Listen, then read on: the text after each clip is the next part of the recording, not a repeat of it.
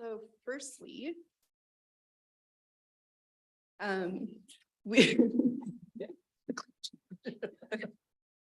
No, back back. one. Thank you. Oh, back. Yeah. Okay. That's where we are. Yeah. Okay. So firstly, just we focused on individual efforts to conserve water, and we surveyed how households are conserving water. And the majority of us are following instructions. We're taking fewer showers, we're not watering the garden or lawn, we're not flushing the toilet. In the mix, there were also some really creative answers. For example, one household rerouted the drain from their washing machine into a cistern to pump water into their garden. And several people are removing their lawns altogether and replacing it with thyme or clover as a replacement. So the general consensus that we click. The impression that staff had is that neighbors are following the recommendations as directed, but often it's at great personal financial expense and sacrifice. So the survey also looked at areas that neighborhoods want to see our elected government focus on. So in Sechelt, responses kind of fell into 6 categories. One was rapid investment in water infrastructure. Another was collaboration with Indigenous communities. There was a lot of interest in more tax or other financial incentives for households to better implement water conservation measures. There were split responses on water meters, but the majority were favorable when it comes to supporting them, which we'll cover later. And then, of course, development in Sechelt is a big deal. It can't be understated. There's a felt need to address the discrepancy between being asked to reduce our personal water consumption, while at the same time seeing developments happen in our neighborhoods. So this discrepancy comes up a lot in the survey.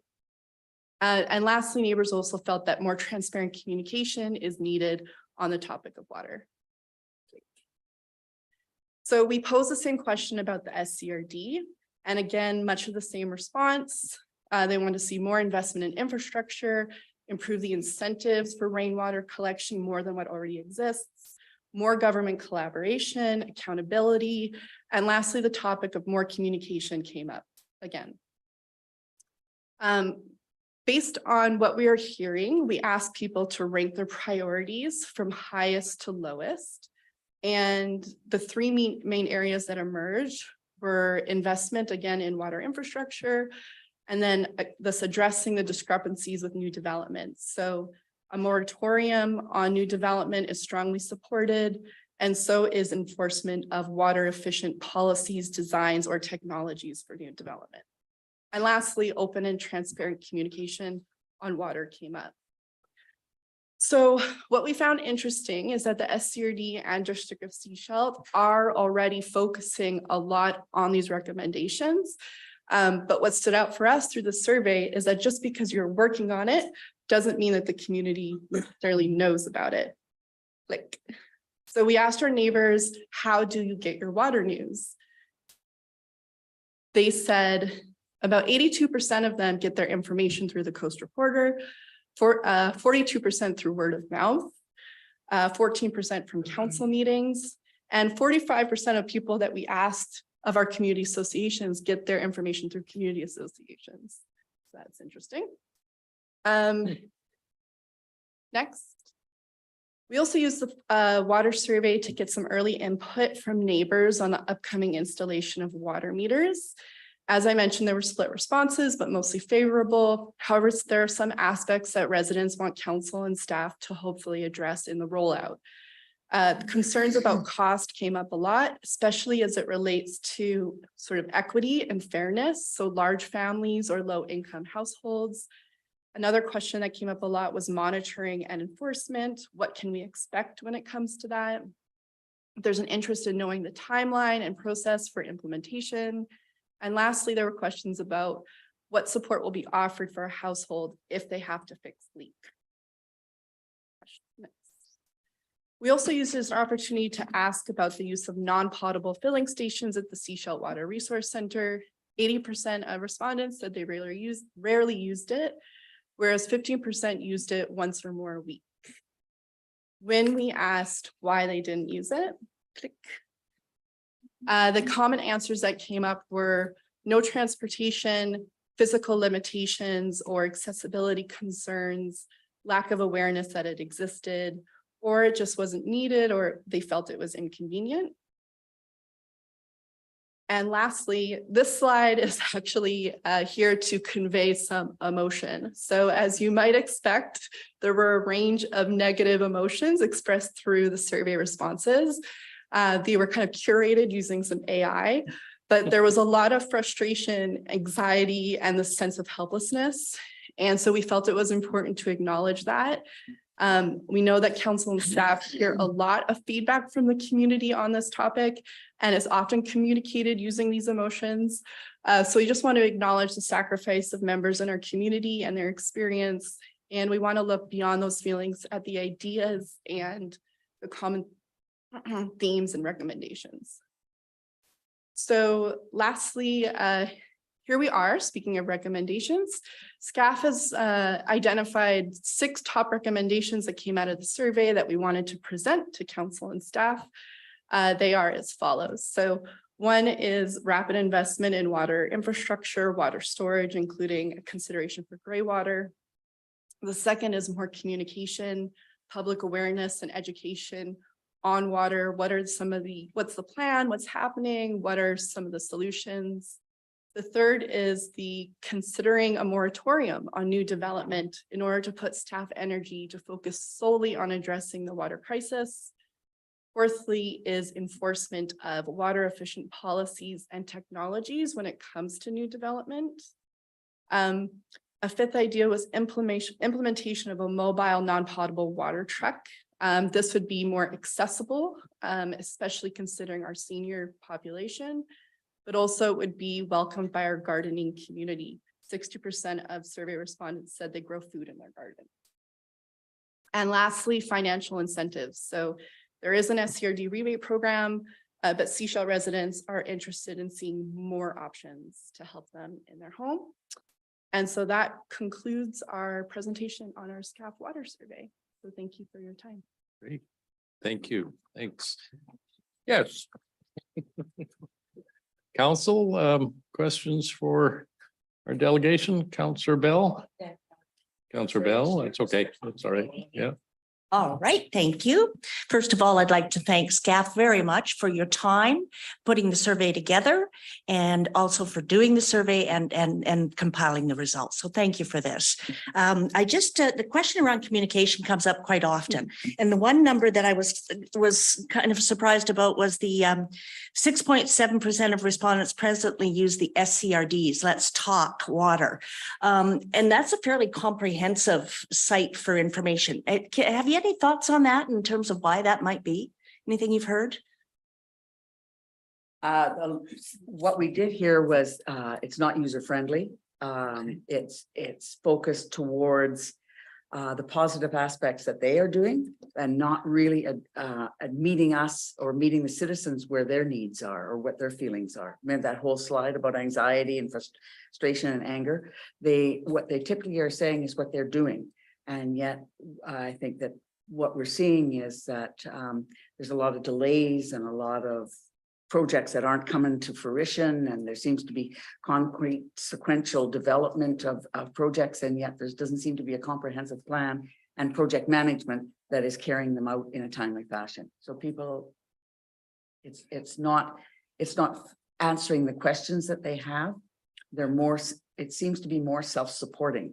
SCRD self-supporting communication. And Can I just, Catherine, sorry, can you pull the microphone closer? We've just been told offline. I know, it's hard to believe. It's hard to believe, isn't it? And again, with communication, I think it wasn't, again, the communication seemed to be in a silo, that it's the SCRD communication. I think what people want is to see this integrated form of communication where we understand what the DOS, the SCRD, what the BC government, how is that whole picture coming together? And I think that that's not coming through. If I could add on the more positive side as well, that the SCRD website gets at least 30 to 35%, of our survey respondents access it. But the Let's Talk portal requires that extra step where you have to create an account. And so that might, when Catherine comments on user friendliness, that might be an obstacle to people. They might not know that their questions get so quickly, like efficiently answered when they do use that platform, but that's me just posing a theory of why that could be the case. Thanks, Councillor Inkster. Thank you. Those are interesting points about the regional district website and the information that people have difficulty accessing and what they see when they access it. You should know that the people from Sea Shelf that sit there at that board table quite often talk about communications and how the public's perceiving it. So, and I've lately used their site quite a bit to get water information because meetings aren't always timely and the information you get. So I go there a lot, and I think I intended to forward to somebody in SCAF to forward to everyone else that website. We are obviously SCAF people, executives are accessing it. But what I would ask then is, I know that you're sending it to the directors, this information, and thanks for doing that, because we all know that the regional district handles water, but the Sea Shelf, we use a lot of it and we're pressuring them quite a bit on the water issue. If you could also include their staff and when you do that, and their CAO, and also too, if you can include any of those thoughts as to where the difficulty is in accessing their site and getting information. Because maybe I'm missing something. Maybe I'm not average Joe that's trying to get that information, because getting information out there is really important for the public to know what they're doing. So, yeah. Okay, great. Thank you. Councillor, I think you've heard that suggestion. I'm sure you'll take it on board. Yeah. Councillor Shepherd. Thanks very much for the survey. I think it's reflecting people's anxieties, as you mentioned, but I wonder if we could just go back to the slide of the 6 major recommendations.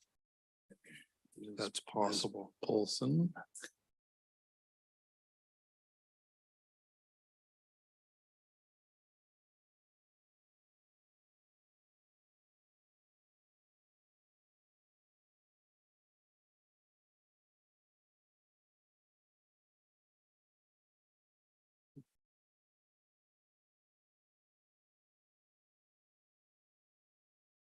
You ad lib a bit or? Yeah. Oh, there, coming. One. Yeah, so just to quickly point out, and I'm not sure if you'd agree with me, but the prime sort of comment back from the members is an interest in investment being made in water systems by primarily the SCRD. But that is happening. I mean, I think people have been reading about the latest reservoir proposals. They're reading about Church Road. So, clearly those investments are being made. I'm hoping that the residents are recognizing that. But to communication, the SCRD is doing a monthly update report now where people can tune in once a month to find out about what the status is of works being done. So I'm hoping the residents would admit that the communication certainly improved over previous years. I'm not sure if that came out or that was a question. Enforcement, I have nothing to say about that. Enforcement, water efficient policies with new development. I think if the SCAF are looking at the reports of that are coming through the planning department for each of the proposed projects moving ahead, you usually will see water efficiency, great forcing or asking the developer to take a look at gray water usage, reservoirs, cisterns where it's applicable. So I'm really happy to see the reports coming out from the planning department where they're pressing the developers to do this. Sometimes it's successful, sometimes it's not, but I think it is happening. The mobile non-potable water truck, I think it's a great idea. I'd love to see one of the existing trucks adapted for that if it's at all possible. So it's great to get the information, but I'm hoping that SCAF has seen some of that actually fall into place as well. Thank you. Yeah, I would say a lot of the survey findings were affirming the work that's already being done by the SCRD and the District of Sechelt. The communication piece seems to always be that missing element. So we might watch council meetings and know that the planning department is asking for those water efficient, ideas to be presented by developers. But and we may communicate that through our community associations, but there's lots of things that we could communicate. And so if there was maybe a recommendation would be if there were a media release or a landing page or something that pointed to that we could share with our community association members so that they know that these things are happening, it would ease the burden of communication and take it off of SCAF.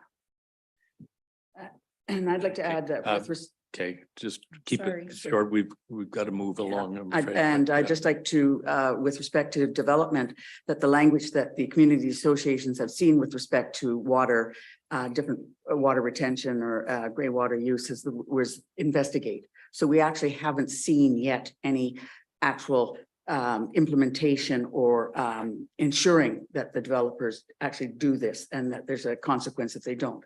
So that would be helpful if there is movement on that. Thank you. Great, thank you. Councillor Rowe? Hi, thanks for the presentation. Just a quick question. As far as a moratorium on new housing developments is concerned, within the survey was it a blanket statement of development, or was the question asked through the lens of what kind of housing development? It might be like a apartment versus 3,000 square foot single family homes, or was it just development period? Yeah, development period. Okay, thank Development you. Period. Thank Okay, you. that's the audio. Okay. All right, thank you. Councillor Toth, you're okay? Yeah, what she said? Yeah, okay. Great. I think I just thank you and acknowledge that we've got some short-term solutions we've got to work on and some long-term. I've been saying that for a while, and it's all well and good to talk about plans that will take 3, 4 or more years to build, but obviously we need water. Don't know if you've heard, but the SCRD announced today we go to stage 4 on Friday. So it's another reminder that the situation is still dire and we need to act. And I think you're adding some weight to what I think we all agree with. So thank you Thank very you. much. Yeah. And I just want to invite you all to the next joint SCAF Yes. council meeting Come on, on that the was my September line. 20. Oh, and John's going to invite you too. On No, September 26th. that'll be a good opportunity for us to discuss all of this in 3 weeks, almost. Yeah. Thank you. Great. you. Thank you. And thanks for bringing your cheerleaders. It's yeah, stick around. It gets, I'd like to say it gets better, but we got financial statements and. All right, thank you, everyone. Council, we move to item 5.1, which is the proposed pilot project for security. And I think we've got our corporate officer, we've got a good report. Council, I trust you've gone through it and read it. Anything you want to emphasize, Ms. Paulson, or take it as read? No, I think the report speaks for itself. Great, well said. Yes, Councillor Toth. Thank you. Just looking, through the end of page 6, that talks in the start of page 7, talks about the BIA being involved potentially. And excuse me, it's the end of page 7, the start of page 8. Possible amendments to the BIA bylaw. And it wasn't really fleshed out in there what was being intended or gotten at. Like, are we thinking that this is something that the BIA should be taking on and add it to their purview and their budget, or? Yeah. Yeah, I will, the way I read it is that speculation on how we would do it after that, you know, if this be, I think it's fair to say, I'm looking, but Councillor Rowe as well, that the goal here is to try it and see how well it works. And part of that for a long-term will be, should we do something with the BIA or is there another mechanism? But it's not about doing funding it, having it done now. Councillor Bell, I saw you, and then Councillor Shepherd. Thank you. Question through the chair. I'm curious, has this recommendation come up through the Community Safety Select Committee? Councillor Rowe. Not specifically. So we've had a lot of discussion at the safety committee table around the fact that many partners in our community are you know, privately contracting security peeps themselves. And also the fact that we had there was an ask from our Parks Department around doing a pilot project around our own facilities. And so some of the discussion was, you know, do we have an opportunity to try and do something in partnership with other community partners? But number one, that would take some time to figure out. And number two, we don't really have any data yet because we haven't done it for ourselves as a district. And so the thought was that we should see what benefits we realize ourselves as a district and a Parks Department.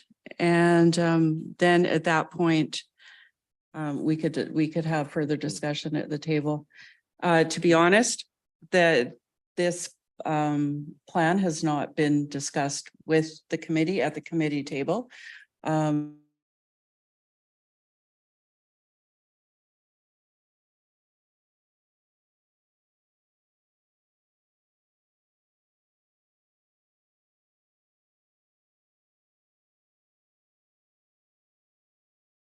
And maybe we should just move on it and see if we can gather some information. Great, thank you. Yeah. Thank you. Just one other quick follow-up question. So from the report, and I don't know that we did with the Maple Ridge group, I know that the findings have come out. I don't know if we've had a chance to share that with the consultants. I'm wondering if anything was in that report, and maybe it's too early to determine this, whether there was anything in there about this type of commit or this kind of project, and whether there's any results on whether they've tried this. I think best that we all take a look at the report before we just start discussing what's in the Good. report. Yeah. Okay. Yep. Great. Councillor Shepherd. Thank you. Actually, Councillor Bell asked the same question that I was going to ask, which is there are many municipalities there that are probably opting to use private security as part of the solution. Do we have any data from any of those municipalities on how effective it is, how long it's effective for, and so forth? I'm certainly in support of it and will support it, but that was my question as well. Thanks. I'll take a run at that. That's what this is about. We'll get our data for here as opposed to data from another municipality. And in the meantime, we're dealing with what seems to be an increasing issue, especially around fires. You know, that we're at that stage of heightened awareness. Yeah. Okay. I'll just add that the partners that are doing it in our own community have seen some benefit from doing it. So we know locally that Good distinction. that's Yeah. happening. Councillor Inkster, you had something? Yeah, thanks. It would be good to see a declining balance in some of our accounts when we start pulling money out of them. Because there's another expenditure coming out of it. I'd just like to see what the declining balance is each time we pull money out of these things. I'm glad we have that money to do these things. In Lehigh funded security for many years. Downtown security. I mentioned that before. I don't know where they are now, but they did. They're still here, or whoever they are now, they're still here. So just so council knows and Councillor Rowe knows, and if anybody lived here, then they saw them. We saw them. They were clearly a black stickered security truck that was quite often, you'd see them in downtown core. So I'm glad to see this. This is the eyes and ears, and it's gonna go from fires to other issues such as vandalism and theft, so that people are concerned about. So it's good to have some eyes and ears, and maybe, but I'm not sure. I want to ask the two of you if in fact they can take pictures. That would be the mayor and Councillor Rowe, if they can take pictures as part of their job. Can they take photos of what's Yes. going on and forward them to the people that can Well, actually they do can the take pictures. enforcement? It's called a web, dash cam. So they can take pictures of what's going on and what people are doing. Right. Okay. Yeah, just one, making sure that's going to be Mhm. legal Yeah. so that they can do this. Okay, good. Okay. Yeah. Councillor Toth. Thank you. I'm gonna support this because we gotta try something, but I wonder about the efficacy of contracting, private security who typically isn't allowed to engage with people that are committing crimes, like they can't physically restrain anybody. All they can do is observe, call the police, which may or may not turn up. I'm wondering if, long-term, which hopefully this trial will tell us, but long-term, whether that's money better spent on overtime for RCMP, foot patrols, bike patrols, things like that, because we know that the RCMP also can't hire enough members for our area. So I'm concerned about the efficacy, but we definitely need to try something. Okay, do you want to make a motion? Just one more comment. I don't disagree with you. I think they're two separate things. I think what the community, if we ask when a lot of the stuff is going on, it's between sort of 3 and 7 in the morning.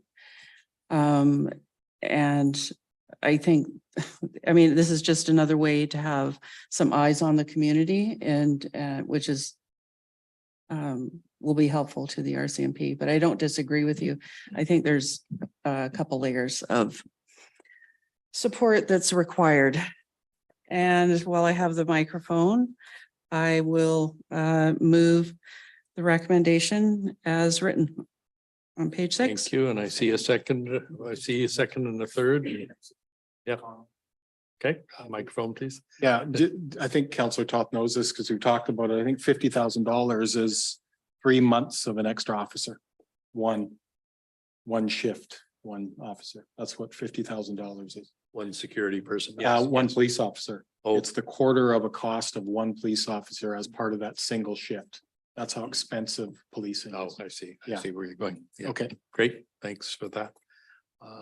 Okay, you ready for the question? All in favor? The motion carries. Thank you. All right, and thank you.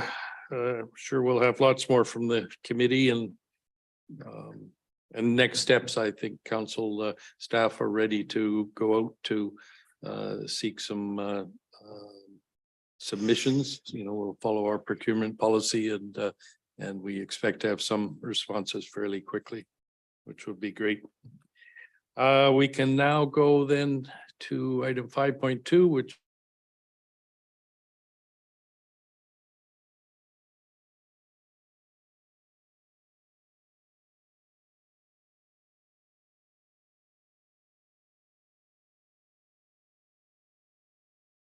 it's for a brief introduction and Thank you, Mayor. For consideration tonight is a development permit for form and character for the renovation and alteration of the former Blue Heron restaurant and residence location in East Porpoise Bay. I don't have a significant presentation for you tonight. The applicant will be speaking in more detail to the application, but staff have reviewed the proposal. It's been referred to the APC and various stakeholders with support, and it meets a significant amount of the guidelines in Development Permit Area 3, which is for marine foreshore environmental protection, and also Development Permit Area 9, which is for commercial uses outside of the downtown area. Happy to answer any questions after the presentation. Thank you. thank you, Mr. Roberts. And okay, yes. These mobile mics are handy. Ms. Ledman. Okay, got a blue, okay. Good evening, Mayor and Council. My name is Angela Lutman. I'm a registered professional planner, and I'm here tonight on behalf of the owners to present the Blue Heron Inn. I like to call it redevelopment permit application. This is a consultants list of all the consultants that we have gathered information and their expertise on, including building design, landscape architect, environmental consultant, a geotechnical consultant, a civil engineer, archaeology, site profile consultant, construction, and myself. And the owners are Samuel Hong and Julie Zhu. The purpose of the application is to redevelop, transform the existing commercial restaurant building into a small boutique inn with 5 tourist accommodation suites and guest amenity suites spaces. One of the suites will be used primarily by the owners. The location, and you can see on the map here, is in East Corpus Bay neighborhood at the very southern portion of it. In yesteryears, the property was a thriving restaurant, and it's been in operation since the 1980s up until it closed in 2024. Was the restaurant owner's home, and the ground floor was the restaurant. Today, though, the building is very tired and showing its 1980s age. It's got a beautiful waterfront setting, which is quite unique. And of note in this slide, I'd like to point out the rock shoreline protection that's in place. And we'll look at that later on in one of the recommendations from the geotechnical. In terms of the waterfront area, you can see it's a lot of lawn, and the idea is to take out all of the bamboo, which you'll see on the left, as well as the invasive ivy, which is coming up under and over the deck. This aerial photo gives you an idea of the location here. And you can see it's right next to a 50-foot kind of, not quite a road allowance, but a buffer between the Shishal Nation Reserve to the south and the property itself. From Seashell Inlet Road, it's very, you don't really see it that much because it's a lot lower, the building.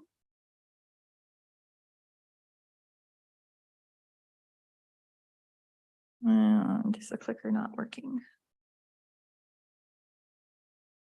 Oh, there we go.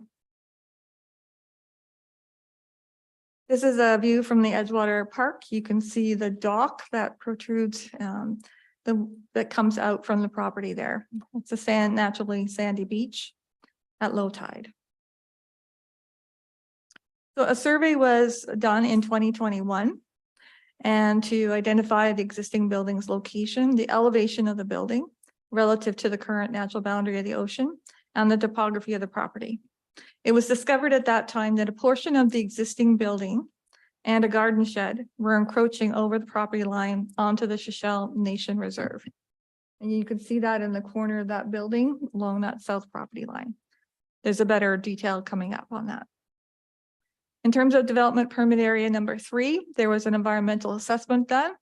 And the recommendation was that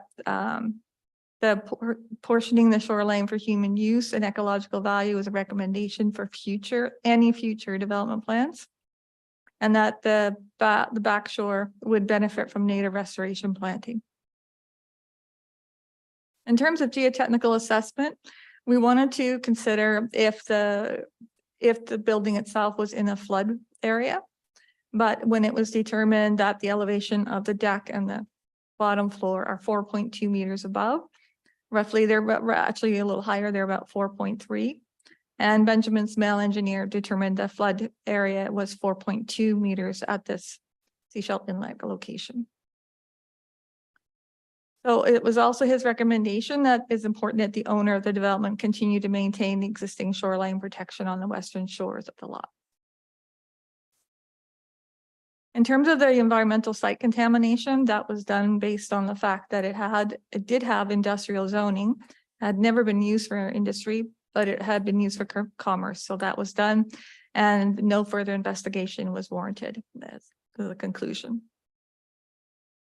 Archaeology, we have applied for a heritage inspection permit, was made last April, and as of today, we have still not have had any word about the status of it at the ministry. The ministry right now is taking a very, very long time in considering archaeological and heritage inspection permits. In terms of the preliminary site servicing plan, what's noted here is that you have, we've looked at decommissioning the septic system, including the tank and field, and connecting into the Seashell sewer system, which is along Delta Road. We've also done a new on-site stormwater retention system, which will help capture the rainwater.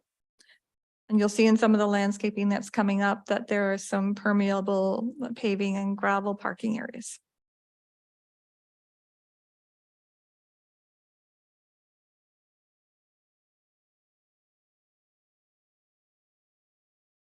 This is a color rendition of the landscaping to give you an idea of the relief, the type of development that's happening.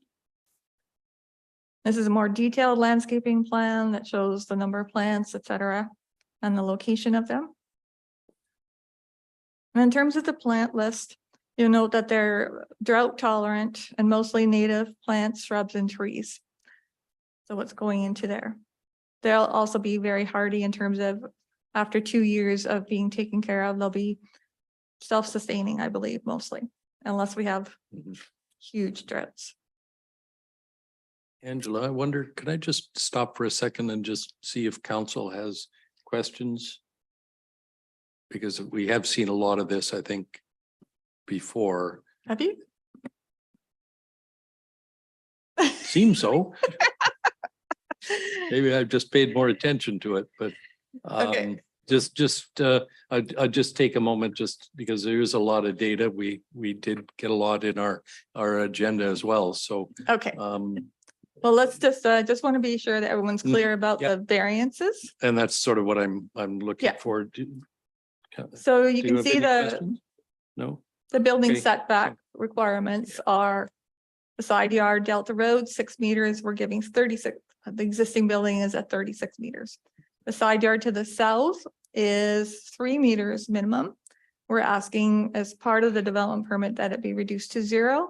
We'll be carving back the encroaching part of the building and cutting it back to the lot line. But essentially it's a 0 lot line. In terms of the rear yard, we're fine there, front yard, natural boundary ocean is usually 15 meters. And we're requesting that it be 7.5 meters in case, for whatever reason, the existing decks need to be completely rebuilt at any point. Right now, we feel the structure is going to be fine and then we'll be redoing the decking. Here you can see the existing encroachment, a little blow up there at the corner on the left-hand side, as well as the garden shed. The garden shed will be gone and we're paring back the building on the right-hand side. You can see that, no encroachment. Essentially, the garage becomes a lot smaller. We're providing for parking for 15 vehicles. This is the existing elevations, proposed new elevations.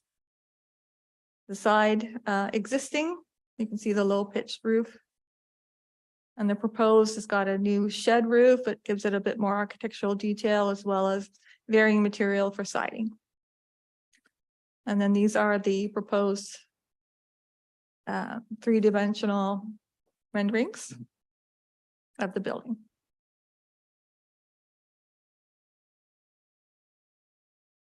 Great.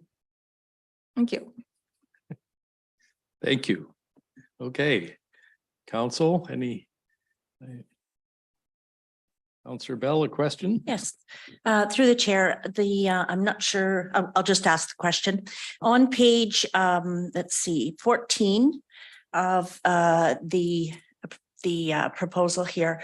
I'm just wondering a little bit if you can explain around the this landscape deposit. I don't understand what that is, and if you could explain a little bit about that for me, Would please. be Mr. Kovowitz. Thank you.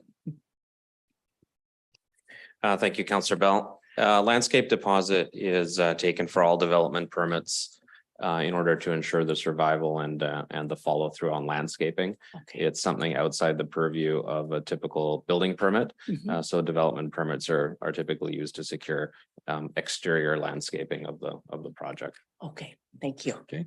Great. Great. Other questions? Are you ready for a motion? Is that?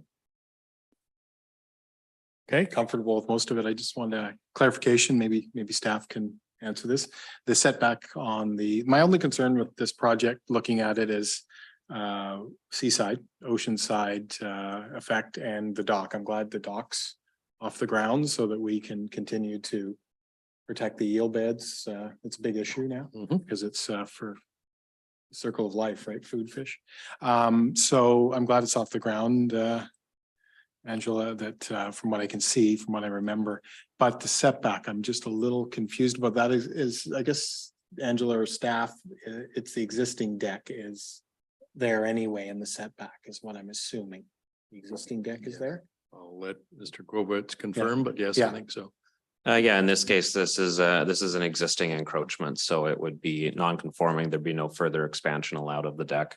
And it's essentially a repair of the existing portion of that. All of the additional building that's taking place is beyond the 15-meter setback on the rear side of the house away from the waterfront. Okay. So it's just a grandfather, as we call it, then a continuation. Existing. Okay, well, that's my only concern is Okay. making sure that they continue to protect the inlet, the water side. Looks like we're hearing that. Yep. Okay. I would agree with that statement. Okay, and you said if you were happy, that was the motion? I'm happy. I'm just saying through you to staff there, it's clear that they're protecting the seaside with the work that's already in place. The physical and built work. Is that what we're hearing? Yes. Okay, Great. So that's a motion? Yeah. To issue the DP permit 3060-2023-13 for 5591 Delta Road. And seconded Counselor Toth. Any other questions? All in favor? Carried. Thank you. Thank you, Ms. Letman. I was trying to think of a segue from something like that great project to the Snicket Park washroom, but I can't come up with a good segue, but another great project. All right, we'll go with that. We have a report and we have our engineering project manager sitting by. Council, anything you, oops. Ms. Mears, anything you want to add? Okay, council questions? I will.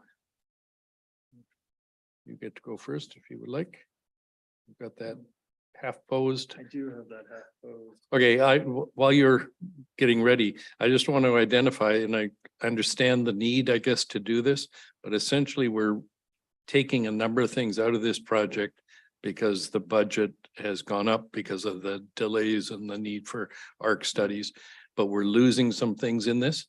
And I don't want to just gloss over that. So, and perhaps by way of a question, well, and I'd be fine with this, but are these issues of the public art and the vendor pads coming back to us, next week? Welcome to the show, Ms. Mears. Thank you for your question. So we removed the mobile vending pads, and we got approval from the province to do so. We are still keeping in the art pieces. Siobhan just worked out a kind of a creative way to still get some great art there at a lower cost so that we could finish this project. Okay. The mobile vending pads, it is a need and it will be identified as something moving forward for our team and looking at options. But yes, for this project, we had it removed. So if we had unlimited money, you would have left it in. Correct. Yeah. Okay. It Thank was you. just the one thing we could remove. Right, yes. And still we need more money. Yeah, okay, Councillor Toth. Thank you, which segues into my question. On page 60 is that financial analysis, the breakdown of the 2020 budget when we applied for the grant and what we're looking at today. I see that archaeology is a big part of that cost. When it talks about engineering and construction works and Herbaloo system, I understand that we've had the actual washroom structure for a while now while we've been waiting for archaeology to come through. So I'm wondering if we could just hear a little bit about the cost escalation that we have seen in that first line. Since we have the building and we Yep. don't have it installed yet. Thank Very you. good. Great question through the mayor to Councillor Toth. Yes, it includes the additional cost for the civil works.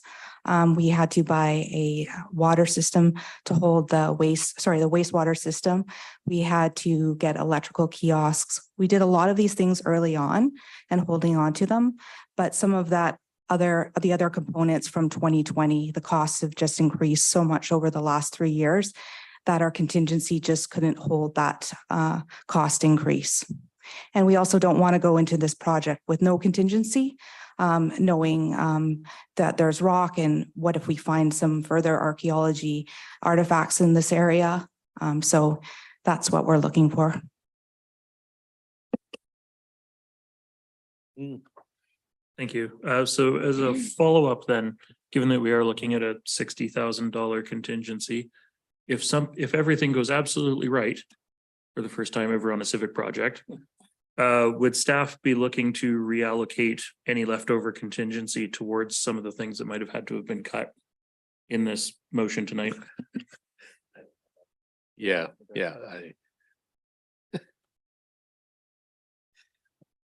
Yes, okay, okay, and you're okay, Councillor Bell? Yeah, okay. Yeah, I certainly would like maybe when we complete the project, assuming we go ahead, to understand the difference between the engineering and construction work and the purchase of the Herbaloo. So, yeah. Okay, Councillor Goff. That being said, I'm willing to move the recommendation on page 58 as presented. Wonderful, and I see a seconder. Any further discussion? Councillor Inkster, you're shaking your head. Because you're asking, don't do that. I just can't believe the escalation in costs. Their costs, thank goodness we have some funds from the province in some cases to take, because it's costing our taxpayers more and more money to provide services and capital projects, more and more with the cost escalation. Yeah. Which is why we need to make sure we get on with things before they go higher too. Yeah. But that's not, we're gonna get on with this one, so one porta potty at a time. Okay, anything else, council? Call the question. All in favor? Carried. Thank you, Ms. Maris. Now get to the meat of it. Time to switch microphones or chairs, and we'll go to the second quarter financial report. And I believe we're going to hear from Ms. Smith. Yes, thank you. I'm not sure the camera can reach you. It's over here. Can you see it? Oh, You're I okay. am up Yeah, there. you're fine. The purpose of this report is to provide council with an update of the district's financial activity for the first 2 quarters of 2023. Included in the package is a financial reporting quarterly budget variance report that compares actual revenues and expenditures for operating departments. In addition, a capital project and an operating project report that provides an update to the end of the second quarter of 2023. As you can see from the results on my report, they are similar from prior years, with overall revenue at 93% this year at second quarter, and expenditures at 47%. Notable revenue streams include interest on investments where returns have been favorable, as well planning fees have exceeded budget. And thank you. That's the end of my report, and I'd be happy to answer any questions. Okay, well, you got the first one right off the top. What's going so well about planning fees? How would you, or I'd be happy if Mr. Allen wants to weigh in on this as well. It's great, nice to have more revenue, but do you attribute it to something? And maybe I'll. Can I defer that to Councillor? Yes. I know you're busy. but is there anything you'd put, I've heard that a couple of times. No, I mean, I think it's interesting to, as an overall comment, the feeling I'm echoing, that, you know, is there something that's making this year that much different than we expected when the budgets were being prepared 8-10 months ago? Good question. And no, I think that what I have seen with the development cycle is it's not tethered to quarters, and January 1st and December 31st, it's a little more fluid. And we see in the years that have been here, we see development applications come from pre-application through rezoning, through development permit into building permit, and various revenue spikes along the way. And it's just been steady for a number of years. But it's spiked this year. Correct. And we have a number on the way, such as the building permit for Telus and Green Court, which are imminent, and there'll be another spike from those revenues as well. Right. Okay, thank you. Thanks. Questions, council, Ms. Smith? Yes, you're the only one who's happy about increasing interest rates. In some cases, yes. That's right. Okay. Okay, I will entertain, well, I guess this is here for our information, so we can take it as read and move on. Thank you. Thank you, Ms. Smith. Well, council, I think we will be, give you a heads up. I have some things that I've discussed with staff as in my profession of things that I think will make it a better presentation in the future. So you can look for some, hopefully some additions in coming reports.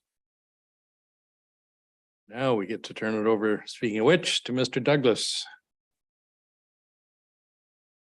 Page 79, item 5.5 on your budget process.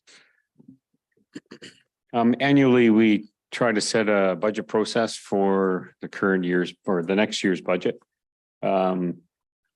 We've been trying over the years to have most of the work done by Christmas time, and the schedule is really no different. Trying to sit on the budget at least 2 times before Christmas, maybe 3. We'll see how it goes. Having two day sessions, what we're trying to achieve there, which will get us a long way, and we can make some recommendations back to staff so that we can produce, a further updated budget before Christmas. So that's the intention here. Doesn't sound very optimistic. No, I mean, I think we've been close, not like last year with the new council, no. But the previous year we were close. We were into early January, and I fully expect that could happen. There's always questions that come up, or we need more information, and that just takes a little time.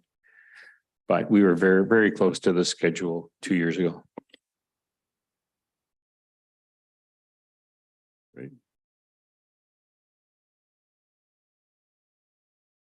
Yes, Councillor Todd. Just a quick question, and then we know that we can't adopt our budget bylaws and taxation bylaws until we receive the numbers from BC Assessment and what have you. The latest we can adopt, I think, is May 15th. Realistically, what is the earliest that information could possibly come in that would allow us to actually adopt all of those bylaws? Usually it's very close. Like we don't get our, BC assessment information till, late March, early April. Then we incorporate new information that may have come up throughout January to April. And then we come back to council with tax rates and what it looks like on an average home or business. So that the council's happy with all that information. Please, Councillor Rowe. It seems every year we run into trouble with our our colleagues at the SCRD and their budget schedule and where these guys go away for 2 weeks and don't come back. Do we have their dates? Is this by any chance coordinated? Yes, the 2 days that we've scheduled here at this point don't coincide with SCRD Awesome, dates. thanks. Yeah, yeah.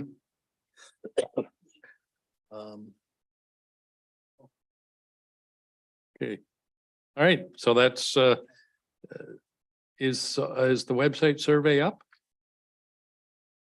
Not yet, but Okay, yeah. we can always, put it up a few days late and extend it a few days. No, I Yeah. just noticed September 5th on your document, so. Yeah. Okay, and you'll be meeting with the community associations while everybody or most everybody's at UBCM? No, that's not, I'm not. Yep, right. I think we're only missing a couple of them now. We've got Cool. many of the meetings already booked, so we're pretty happy. Terrific. Counselor Toth for one last comment. No, I'm Nope. moving the recommendation on page 79 as presented. And it's seconded. Call a question, all in favor? Carried. Thank you. Thanks, Mr. Douglas, Ms. Smith, and your team. That's a lot of work to get this done. 5.6, renewal of Kirkland House, the sublease. And we have a good report from Ms. Roberts. And anything you want to add? Thank you. Just that the leasee was hoping to defer the report for this council as they would like to reconsider the terms. They'd like, oh, okay. Thought they were gonna negotiate on the annual rent. All right, so your staff's request is that we defer this. That's correct. Okay, so, yep, seconded. All in favor of deferral? Carried. Thank you. Thank you. Okay. Restorative justice lease. Any? Yes. No, anything to add? No, I think the report speaks for itself. I'm happy to answer any questions, or I may defer to Director Douglas. Oh, I thought you were gonna defer it. Okay, questions? I mean, this is not really limiting us in terms of the utilization of Rockwood. Okay, that would be my only concern. It's a great, strong group that we need to support, so. Okay, motion. Yeah, thank you, Counselor Bell, and seconded Counselor Rowe. All in favor? Carried. Boy. All right, now we get to the meaty one. 5.8.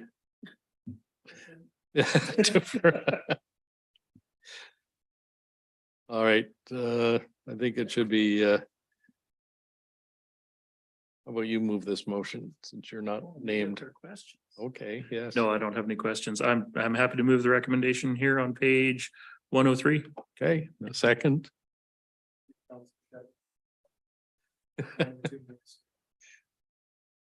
All right. That'll be up to you guys. Okay, the motion seconded. Do you accept the? You can, yes, you're gonna vote against the motion perhaps? All right, all in favor? Carried. All right, so now we go to 6.1, and this is on Shoal Way 5981, and Mr. Hall is patiently stayed in for this. Thank you, Mayor Floor and is Council. I'll speak briefly to it, and I know the applicants are in the gallery as well as online. Should council wish to hear from them. Just to cover a few items, I would note for the recommendation in terms of we've made reference to the Sunshine Coast Affordable Housing Society. There was a previous council resolution that was had endorsed, ensuring that the covenant or other requirements also included reference to or another nonprofit housing society as well, not to limit it to any one housing society in particular, but I mean, obviously we have only one at this time on the coast, but just to include that broader language in the covenant. So that's something that we'll make sure a future covenant would make reference to. So that's, you're saying you're modifying your Yeah. proposal at this stage. All right, thank you. And to note too, the zoning amendment bylaw does have three relatively minor changes proposed at second reading. There is a site-specific regulation around apartment as not a permitted use. Previous wording was not a permitted principal use. The word principal has been removed to make it just not a permitted use. There was some concern that maybe there would be some confusion about principal versus accessory. Ultimately, it doesn't really change the impact of the regulation. The idea was to just remove apartment as a permitted use from the development due to concerns from the community about that use as opposed to townhouses. The secondary suite piece, the applicant had originally proposed 3 secondary suites for the whole development, and we've updated that provision just to reflect that, just to make sure there was no confusion that was 3 suites per building or whatever, that it was just 3 suites overall within the whole development. And within the RM1 zone, there's a regulation around sort of townhouse block length, and what we've done is added an additional site-specific provision to balance off the intent of that regulation to try to limit the horizontal extent of a townhouse block, the number of units, with the applicant's proposal where they've got a few blocks of 6 units where the regulation in the RM1 zone would limit it to 4. And so we've just added a provision that would allow them to have several up to 6 blocks of 6 units. I think their current proposal only has 4 blocks of 6 units, so it gives permission if there needs to be changes in future. But ultimately, that's a clarification piece to ensure that we're not having conflicting regulations within the updated zone. And the only other thing I would note, there's a little bit more detail on the community amenity contribution piece. So what we're trying to achieve there is the applicant, and where previously there's perhaps been a misunderstanding in terms of the transfer of the 6 units. But what we're ending up with is the sort of what's proposed there. The units are proposed to be sold at a discounted price. And the alternative is if the nonprofit society doesn't agree to that, or the agreement falls through, that the applicant would then have to pay a cash in lieu contribution in accordance with our CAC policy. So that's what the covenant would kind of capture, those 2 options of like, we're going for this, and the alternative is this, if the first option falls through. Okay. And that's what we've tried to express in the recommendations. Okay, so am I hearing it right, that now it would be either the Sunshine Coast Affordable Housing Society or another group would have, perhaps it's the first right to buy at a discount as long as they commit to make it affordable rentals? Yes. And then if there's no agreement on that, then there'd be a cash payment from the developer. If it couldn't work out something with somebody else, then they would pay us some cash. Yeah. Yeah, and to note too, just for council, I mean, because we have a number of other rezoning applications where applicants have simply made a CAC offer based on the CAC policy of cash, like that's not an unreasonable thing for them to do. So if the applicants in this case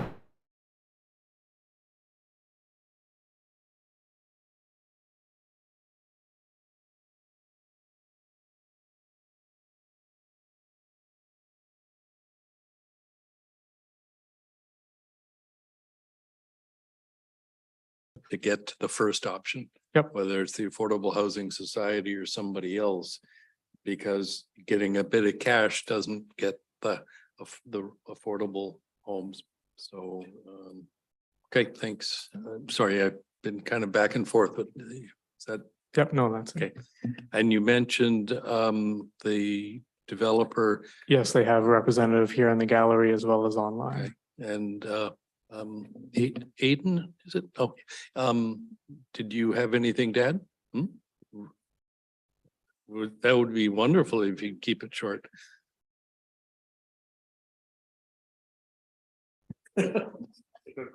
Yeah. You better build a hotel in Gibson's. Oh, Oops. Is it okay if I share my screen? Share a presentation? Sure. Yeah. I think I'm as a participant right now.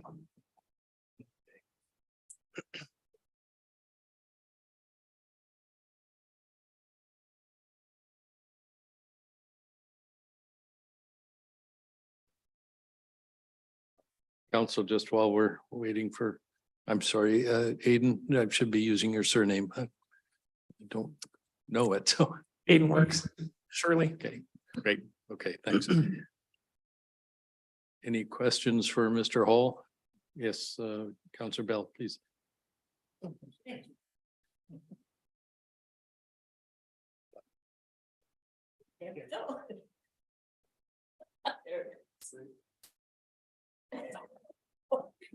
Nope. Okay. This actually may show up through the chair. This may show up in your presentation.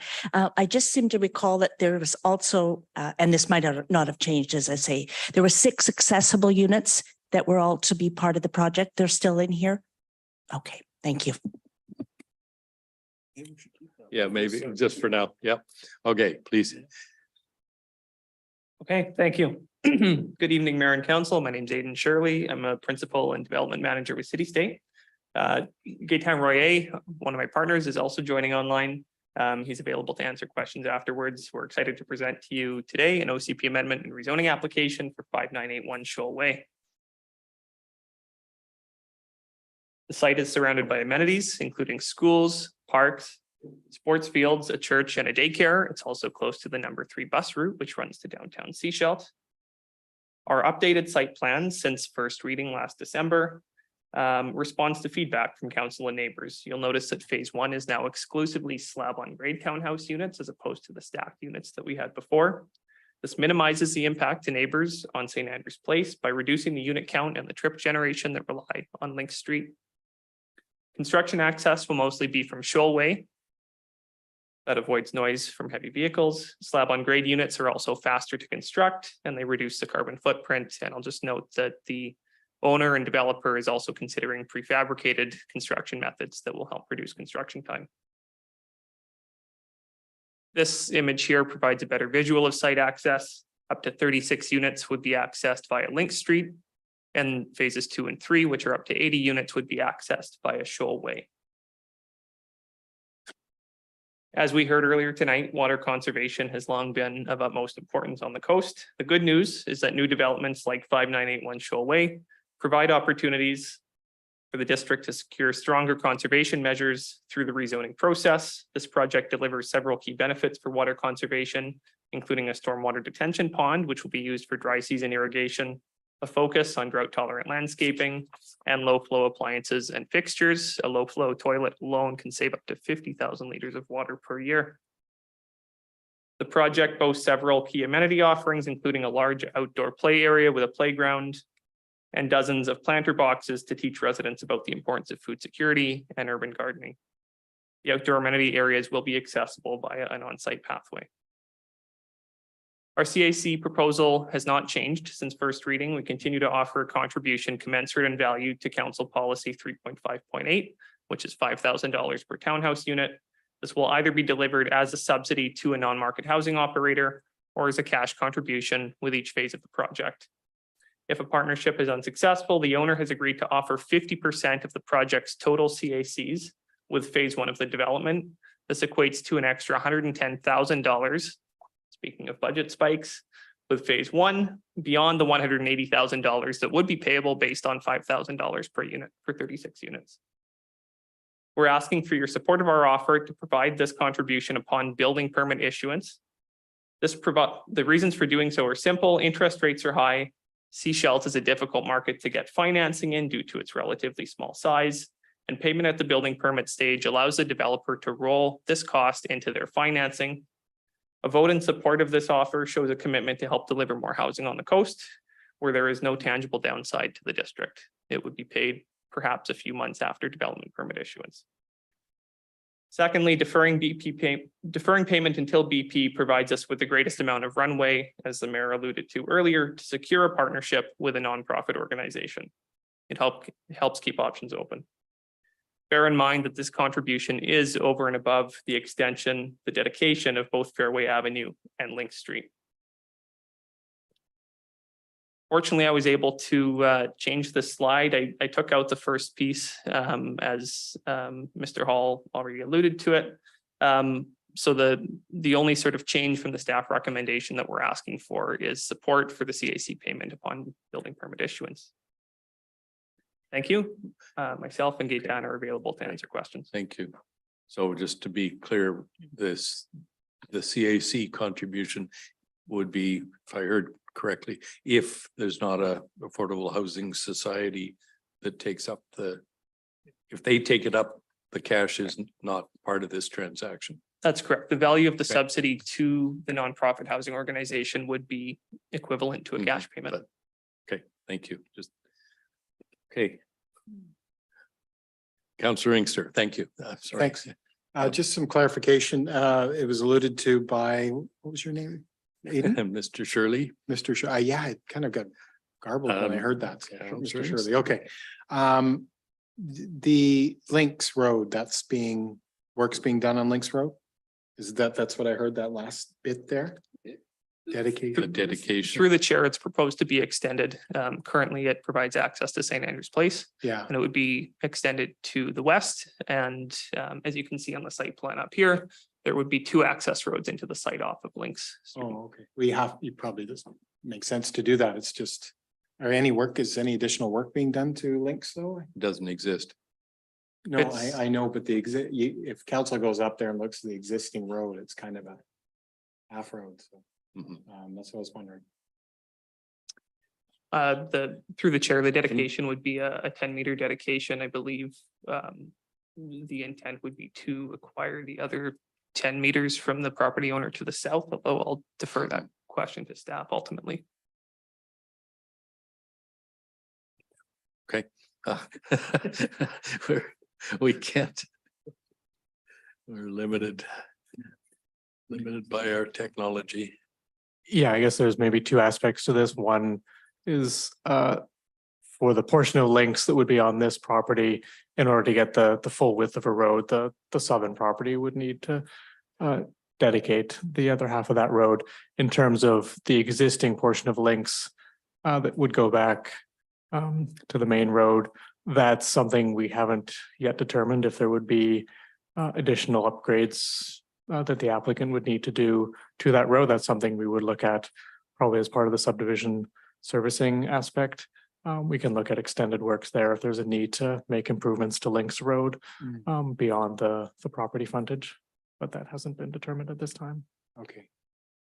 Does that include gutters or something like that in the new look? I guess I'm assuming gutters and sidewalk. Yes. Okay. I'm hearing, right?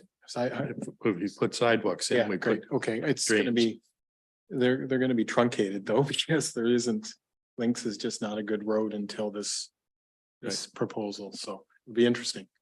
I just wanted to ask about and council should consider that it's not a good road until then, so we need to have a plan. It's time that road gets probably done, probably doubled.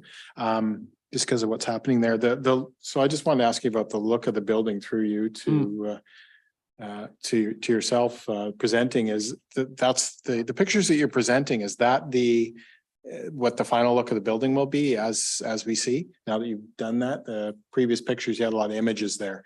I see the stacking, and it's funny, we wouldn't have considered this 30 years ago, but it's interesting. The need for housing means we're stacking now close to the outside the downtown core. Yeah. Yeah. Well, is it gonna look a bit like these pictures? Yeah, the pictures, yeah. The look of the buildings. I'm glad to see peak roofing. I'm glad to see that. But is it gonna be all white? Currently, through the chair, currently this is the proposed design. There were some questions at last night's advisory planning commission meeting about another application that we have on Reef Road that had white on the buildings and how that conformed with DPA guidelines. The final design, the color schemes, all of that will be confirmed at the development permit stage for each phase. Okay, so this isn't decided on this really white look then? Yes, that's right. Through the chair, it's not final Okay. by any means, but Okay. this is currently the proposed Yeah. aesthetic of the buildings. Okay. And I think it's fair to say this is before us for second reading. We'll go to a public hearing. I'm sure we'll hear a few things about the look and design as well that the developer may want to consider Yeah. after that. So, Yeah, so this, I just remind council, is before us for second reading prior to a public hearing. yeah, that's good. I'm just letting you know, I'm just uncomfortable with the color. That's all. You know, I'm glad to see the peak roofs though, you know. Okay. Yeah, I'm not that hard to please. I just like the color's a little bit of an issue. Thanks.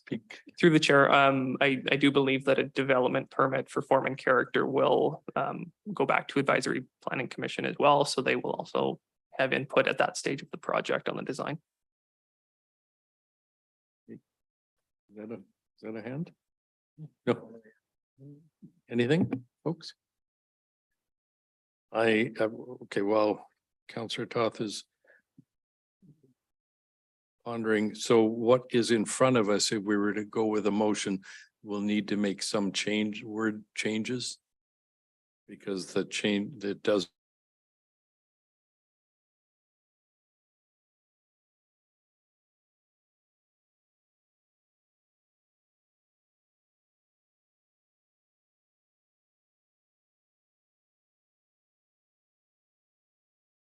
But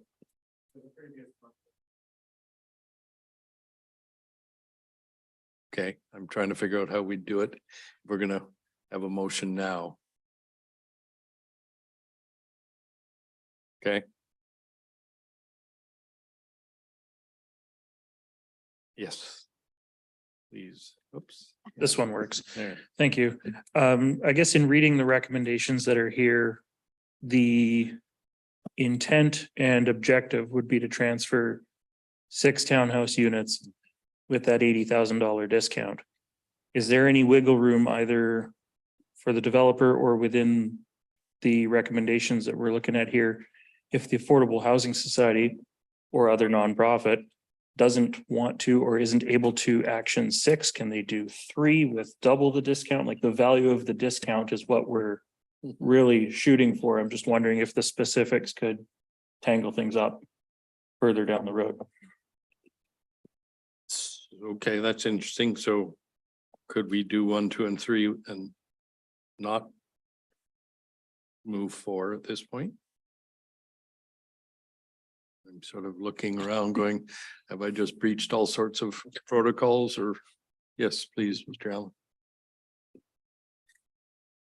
Thank you, Your Worship. We would want to move 4 or an amended version of 4 prior to going to public hearing. We don't want to be in the position where we're receiving new information after public hearing. So that's our barrier in that regard. Okay, so we got to figure it out.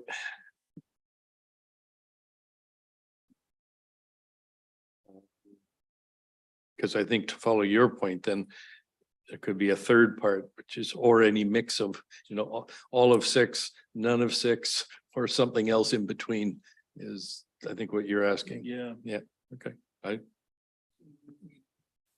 Right. Yeah. Okay, so can I test the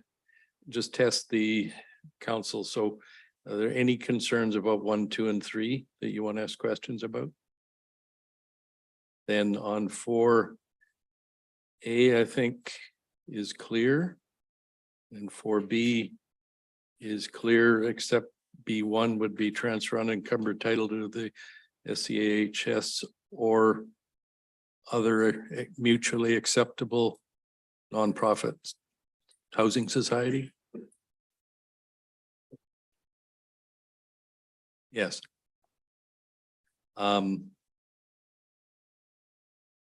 Okay, and that would be one addition in 1. Yeah, You getting that? Yes. Yes, your worship. In B, I would suggest one more addition, I believe, to meet what council was suggesting, to change it to up to 6. And then that corresponds with B sub 3, which already says an equivalent proportion of unsold units, which would cover the difference if they didn't do all 6. Mhm. Okay. And good, thank you. So then does that, can we go with 3B3 as with the mutually accepted nonprofit housing society insertion? Then the landowner shall pay CAC of 580,000. Right? Yeah, is that, I'm looking for doing this on the fly as with.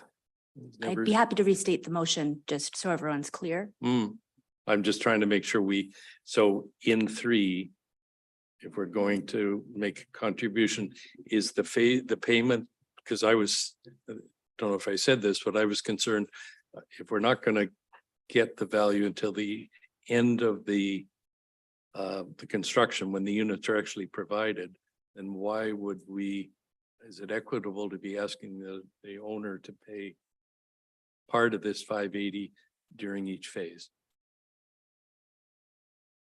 Follow me? Question for council. I please, Mr. Shirley. Yeah, you're okay with that? Through the chair. I think the recommendation for Ms. Polson about up to 6 units is I think that's accurate in terms of our intent as well. Should a scenario come up where units are provided in phase 2, but there isn't an operator that wants to take them on for phase 3, then that language sort of covers that scenario where it could be a combination of cash and subsidies. In terms of sort of the phasing, as long as those units are provided in the same phases as are being proposed, I don't think the number of units or how deep that subsidy is for each unit, if it's, double the subsidy for half the number of units and it's in the same phase as we're already discussing, the developer wouldn't have an issue with that. Okay. All right, thank you. So you okay? Can you read us something? Yeah, excellent. So to restate the motion that was amended by council for number 4, the recommendation number 4, that prior to reconsideration of adoption, the applicant shall A, confirm their water demand reduction and conservation plans to be implemented at the development permit stage. B, provide confirmation of intent and register a section 219 covenant requiring the transfer of ownership and title of up to 6 townhouse units with the following conditions. Sub I, transfer the unencumbered title to the Sunshine Coast Affordable Housing Society or another nonprofit affordable housing society to be used for below market rental housing at $80,000 less than confirmed market value and invest $15,000 plus soft costs per unit to meet accessibility requirements. Sub 2, ensure the units are to be used for long-term rental only and linked together and not sold or transferred individually. Sub 3, should the Affordable Housing Society, Sunshine Coast Affordable Housing Society or another nonprofit affordable housing society decline to purchase the units, then the landowner shall pay a community amenity contribution of $580,000 or an equivalent portion of unsold units, bracket 50% at phase 1 development permit, 50% at each phase 2 and 3 development permits, to be split equally between the community amenity and affordable housing reserve funds. Well said. I do see that we have Mr. Roy's hand up.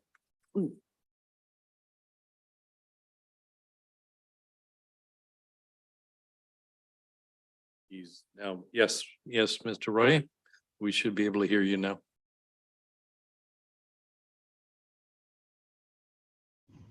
Good evening, Mayor and Council. I just would like to remind Council that the key request from the owner was to have the CAC payable at development, at the building permit as opposed to development permit. Taking into account the fact that DCCs of up to $2 million are also going to be payable at building permit. Thank you. Great, thank you. And that's not referenced in this motion, if indeed we have to do it at all. No building permit. Right, right, I see. Okay, thank you. I understand the council. Do you follow the distinction? Right now as drafted, it's at development permit, which could be presumably sometime earlier than building permit. And yet I guess that's what I talked about earlier, if the building is, if the units are going to be sold, then this is all moot. You know, if there is an affordable housing society to take it, then we don't have the cash, we don't care. But the developer, sorry, I'm thinking out loud. I don't see a problem myself with it at building permit. Councillor Shepherd. Yeah, this has been done before. Any concerns with that type of amendment? Just, can you repeat that just so Mr. Roy could hear you? If we could ask staff if this type of amendment, if the CAC is being paid upon building permit has been done before, or do they see any risks to it? Thank you. Yeah, thanks. Thank you. Mr. Allen, I guess. Thank you, Your Worship. Most common practice would be at time of zoning. For example, Telus Living, paying CAC. So then we went to the next default being development permit. That'd be the next stage. That said, building permit still does give us the opportunity to say this money or title of transfer is required prior to issuance. So it is something firm that we can stand on. It's just further down the road than our standard practice. So it would be an offer to meet the applicant's request, if you will. Okay. Yes, Councillor Inkster. Please. Yeah, I'm hearing from Director of Planning that this is something we can do. My only concern with changing it from development permit to building permit is the concern that a number of council members have expressed over land being zoned and not developed. So we have a number of properties in Sechelt, zoning approval, and the lot hasn't been developed. So that's my concern. This, if in fact the color scheme changes slightly, I'm totally supportive of this project. So when I approve these projects, I want to see them completed. We need this housing, including the affordable. So that's my only concern. Right. What's council's wish? You would wish you had a microphone. I wish I had a mic. See if I can break this one too. Thank you. So just to clarify then, if we were to agree to the building permit stage instead, we would be looking at amending 4B 3 to read 50% at phase 1 building permit, 25% each at phase 2 and 3 building permits. I believe that's correct. I think that's what I'm, yes, yeah. Okay.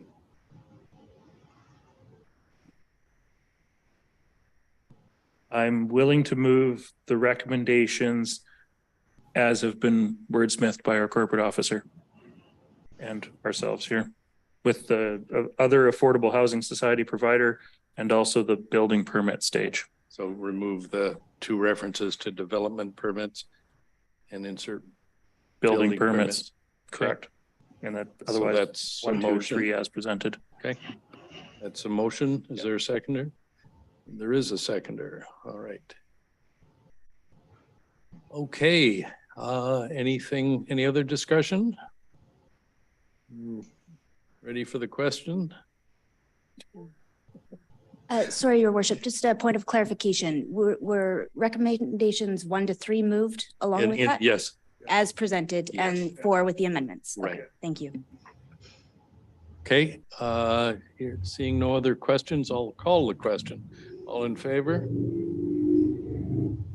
Carried. All right, thank you. Thank you, Mr. Shirley. Get out of here. Thank you. Got a ferry to catch. Screen share with you. Yes, and take your screen share. Please turn off screen sharing. We can do it for you. Okay. Yep, We still gotta do the actual bylaw. right. Thank you for that, Counselor Toth. So I think, am I right? We can do the OCP amendment bylaw as written. There's nothing. Right? Yes, there's no amendments to that on page 112.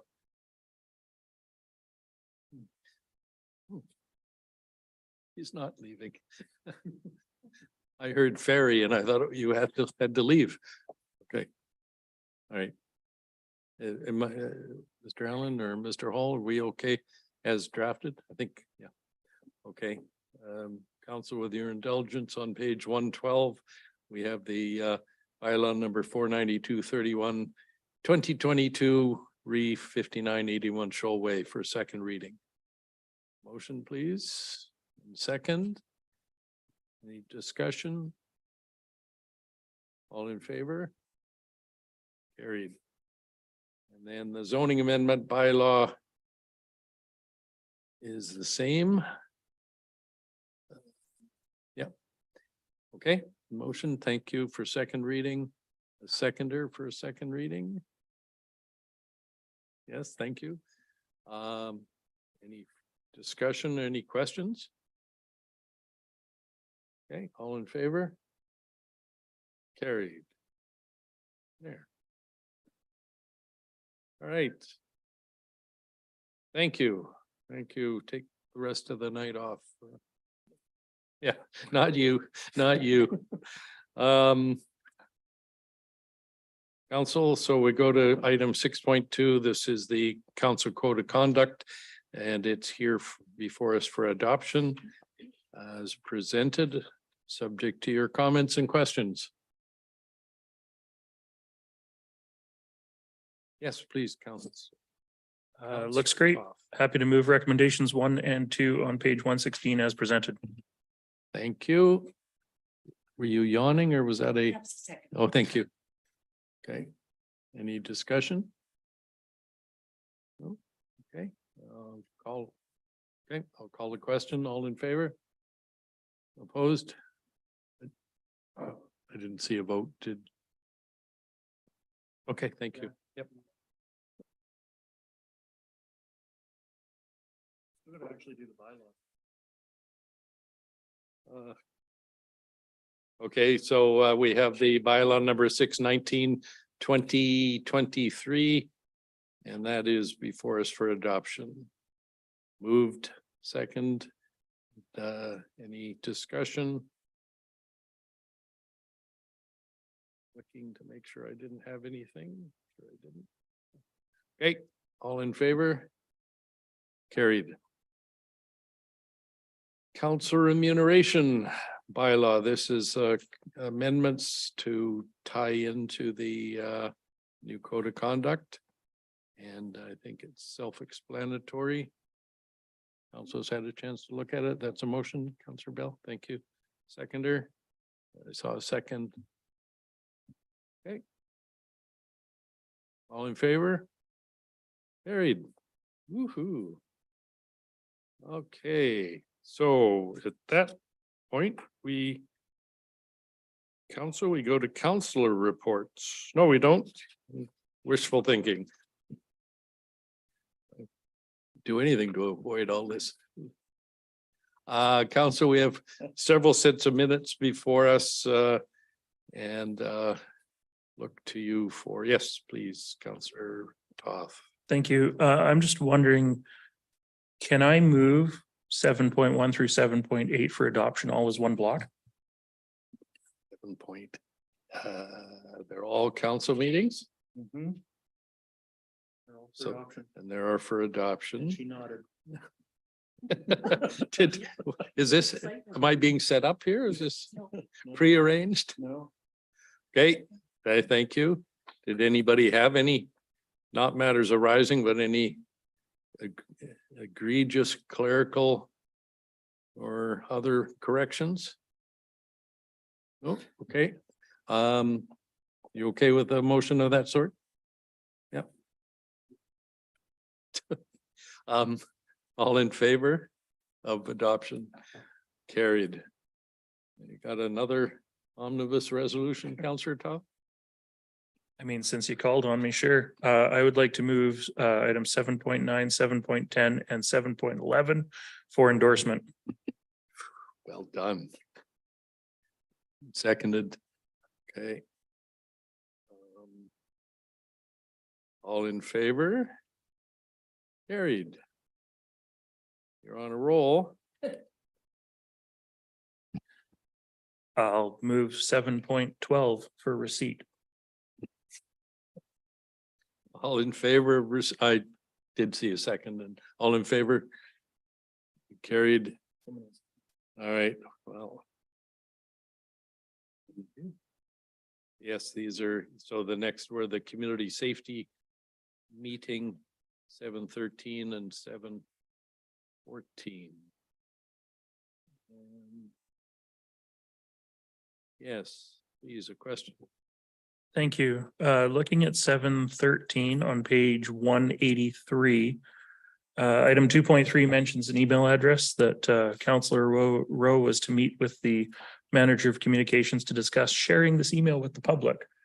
Wondering, I mean, it's on a public agenda, so I'm assuming that means we can share it with the public, but just looking for confirmation.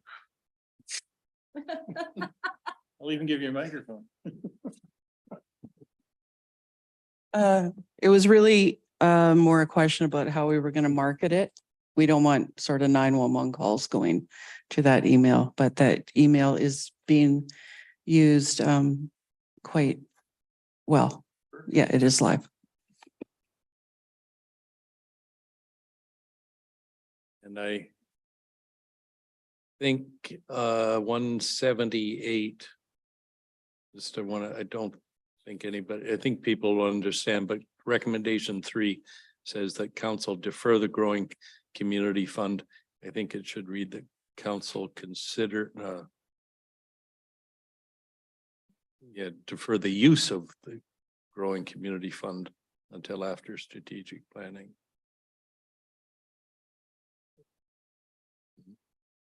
Once, well, it's part of the safety meeting minutes. I hope. No, it isn't. Beg your pardon. Too late. I missed my chance. Okay. Anything else? So Councillor Rowe, would you like to move receipt of these? I'll move 7.13 and 7.14 for receipt. Seconded. Okay, any? All in favor? Carried. There you go. Thank you to our staff for spending all of August getting these ready. Tracy, Ms. Forster wasn't listening. Okay, thank you, everyone. Council, we go to councillor reports and certainly look forward to hearing from Councillor Inkster first.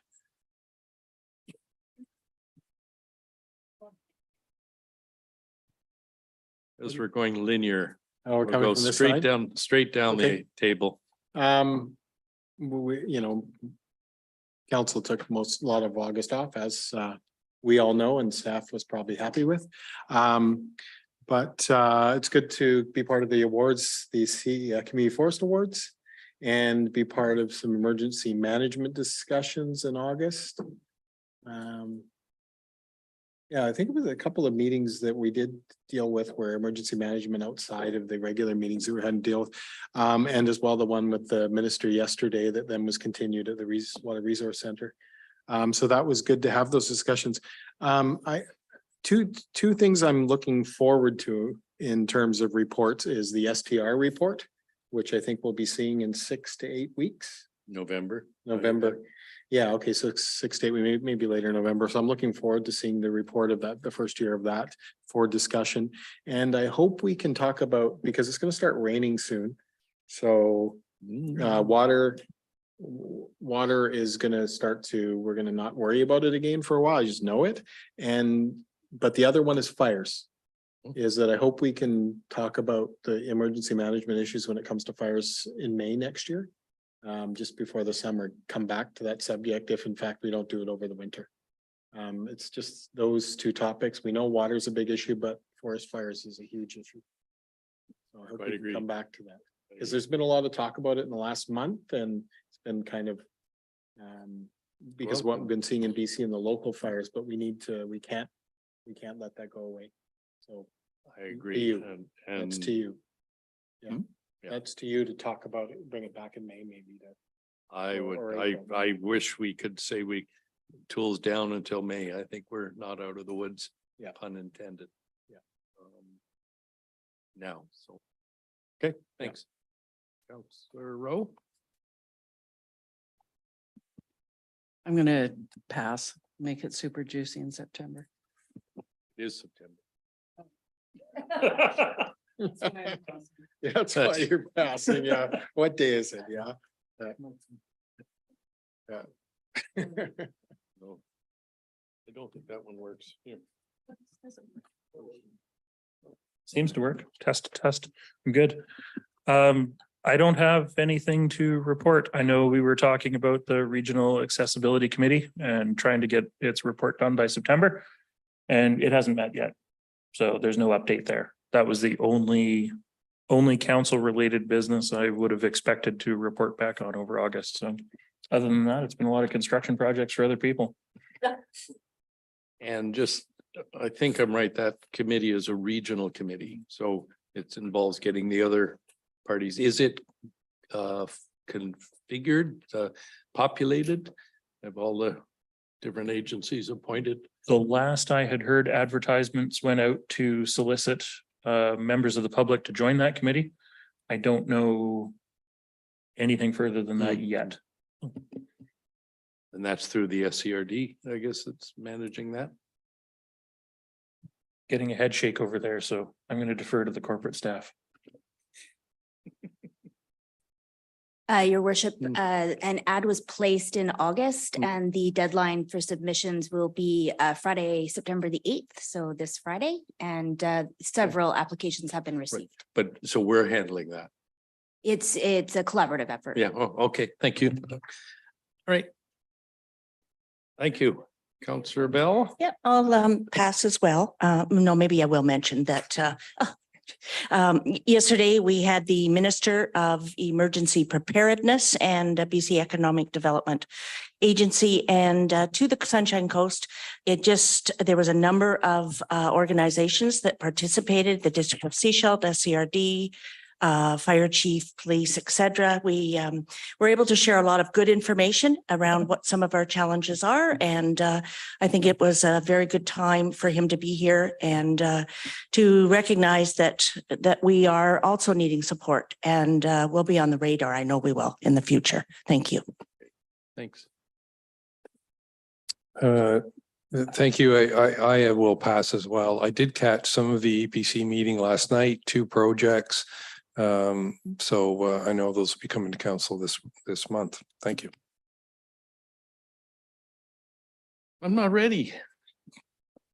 Okay, I'm gonna talk a little more because August has been busy and for a lot of people, including our staff, and let go, guess what Councillor Inkster started with first, emergency preparedness. It's so important that we continue to be vigilant. I think it's easy to fall in the trap that there's been a bit of rain, but if you've seen the state of the Chapman Lake supply, the rain has not really helped. Our water supply is still going down, which to me, it translates to we still have risks of fires. Thank you to Councillor Bell for her work in getting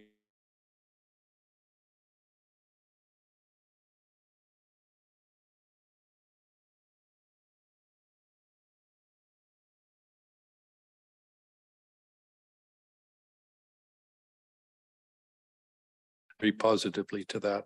So maybe we can see that we're as ready as we hope we are in a trial sometime in the coming months. Shout out to our Sechelt Volunteer Fire Department who responded really quickly to the fire 2.5 weeks ago. If you haven't seen where the fire was in the last 3 days, it's been cleared up quite a lot. There'll be no more fires in there. The property has been cleared quite extensively in the last 3 or 4 days, which is sad because it was a nice little patch of undeveloped ground, but the risks and what could have happened with that fire was truly startling. You've seen videos, I'm sure, on social media. I mentioned earlier that the SCRD has announced that we're going to stage 4 on Friday. That's important. I was ready to come in here until I heard it this morning saying we need to go to stage 4. So they got there, which I'm pleased with. I think it's important. We don't have a choice. And Councillor Inkster, I hope you're right. I hope it rains. But I don't think we're at a place right now that we can afford to expect it to rain. It didn't rain until December last year. So I think the need to continue to conserve is really important. And on that, I guess I'd echo what we heard earlier in the delegation, the importance of the SCRD providing the information on our full water situation needs to get out. I'd like to know on a very regular basis, I certainly have heard this from members of the public, what is the status of Grey Creek? What is the status of Church Road? Where's how much water has come from thanks to rain when we have it and so on. I think people are worried in stage 4, the announcement will ratchet up that fear. And the more information that can be put out as a matter of urgency is really important. On a lighter note, for the next Friday, Saturday, and Sunday, I'll be at the Fully Charged Live EV and Home Energy Show. We'll get a lot of profile, I understand, for Sechelt. And if you're interested in the newest models, a quick plug for the organizers, and I have nothing to do with them, but it'll be a very big show in the Vancouver Convention Center. And last but not least, I guess a little ahead of myself, but UBCM for the public, all of council except me will be attending UBCM in the week of the 18th.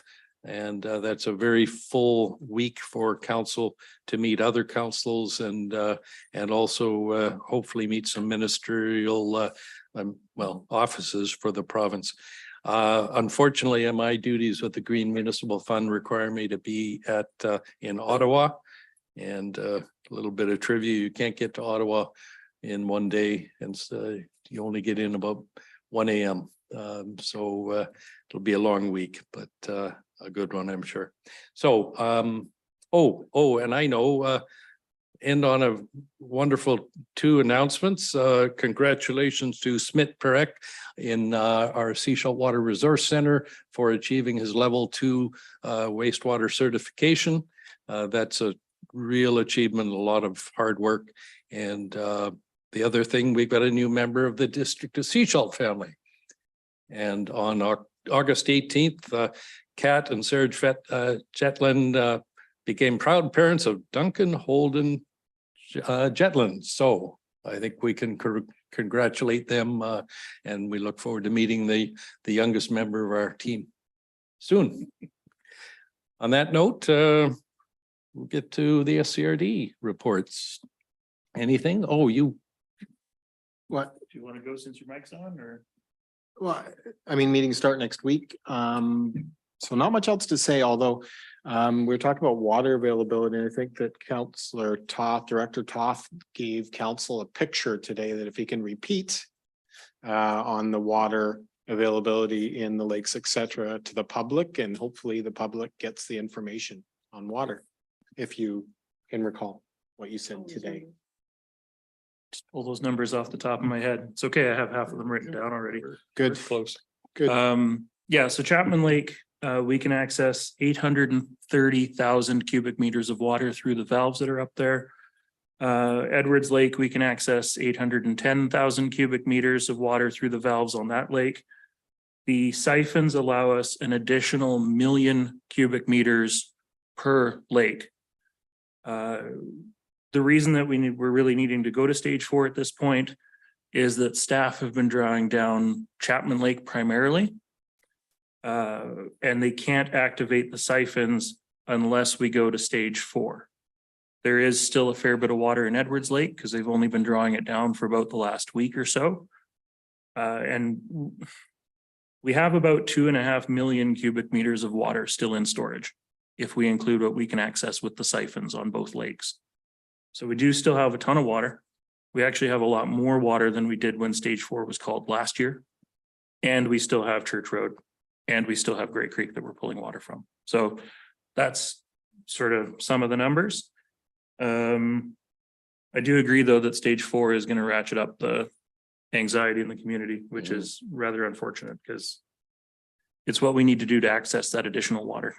So when the siphon was first put in at Chapman Lake, we could actually access it during stage 3.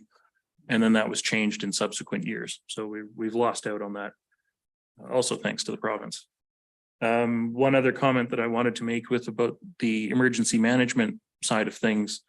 The province told everybody at UBCM last year and at AVICC this year that new emergency management legislation was going to be dropping in the spring, sort of any day before the emergency season started. And it was going to change a lot of the landscape, and still no sign of the legislation. Granted, they're busy right now, but yeah, we still don't have any indication on when that legislation is actually going to drop. I think we heard, looking at our CAO, I think we heard that they hope to do it this fall. And I think that's pretty much a quote. Yeah. We hope to do it this fall. Okay. That'd be good. Yep, thanks.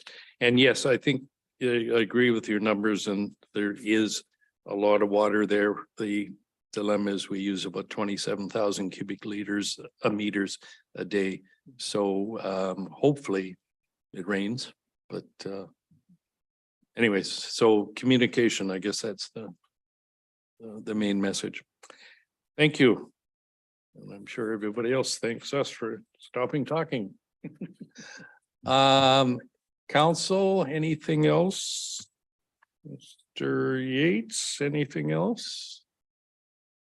No, let the record reflect he spoke at great length, no microphone. Council, then entertain a motion to adjourn. And all in favor,